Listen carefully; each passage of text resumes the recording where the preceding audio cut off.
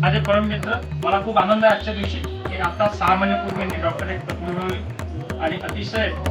उच्च शिक्षित असे एक कार्यकर्ते भारतीय जनता पार्टीला त्यांच्या माध्यमातून आम्हाला मिळालेले आहे. दक्षिण नागपूरचं कार्य युवा यांनी जोडले आणि चांगलं काम यांनी केलं